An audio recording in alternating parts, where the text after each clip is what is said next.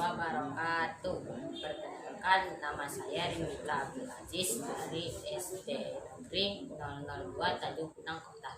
Di sini saya akan menceritakan cerita tentang asal mula Selat Nasi di Kepulauan Riau. Di sebuah pulau terdapatlah seorang pengusaha kaya bernama Datuk Kayal. Istrinya bernama Ciwan.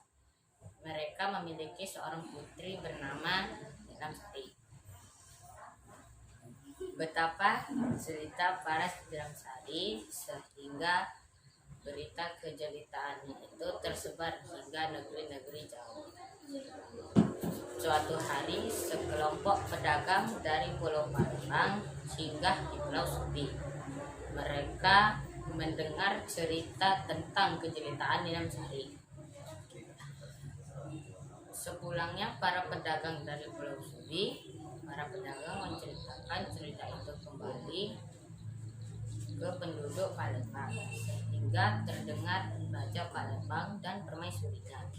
Raja Palembang dan permaisurinya berkenan untuk menikahkan Pangeran Demang Adijaya bersama Nilam Sari. Betapa senang hati permaisuri karena Pangeran Demang Adijaya menerima rencana itu. Raja pun langsung mengutus para utusan untuk meminang Nilam Sari. Setelah beberapa waktu berlayar, para utusan pun akhirnya tiba di Pulau Subi. Mereka langsung bergegas menemui Datuk Kayal. Betapa senang hati Datuk Kayal. Baiklah, hamba terima pinangan untuk putri hamba ini. Para utusan pun merasa lega. Perjalanan mereka membawakan hasil. Dan mereka pun langsung membahas tanggal pernikahan. Dan mereka sepakat pada tanggal 10 bulan Syaban.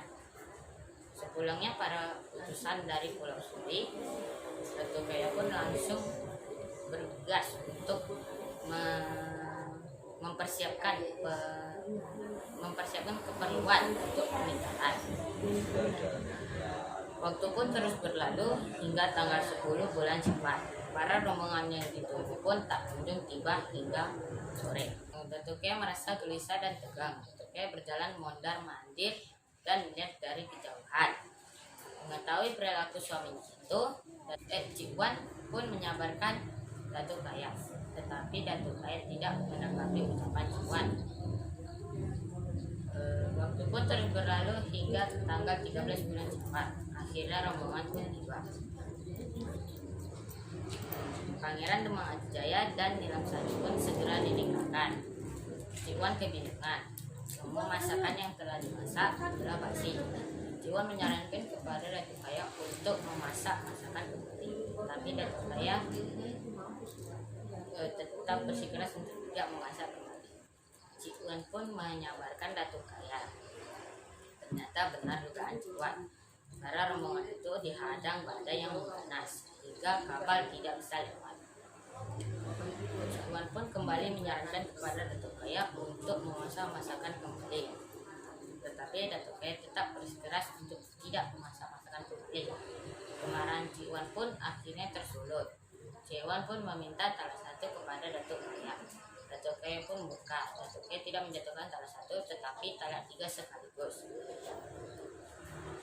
Kemudian Datuk Kayal mengambil nasi basi dan menghambur-hamburkannya di tanah.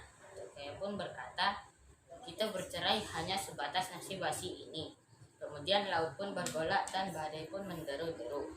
Badai pun membelah Pulau Subi sehingga membentuk sebuah selat. Belahan kecil milik Ciwan dan belahan besar milik Datuk Kayal.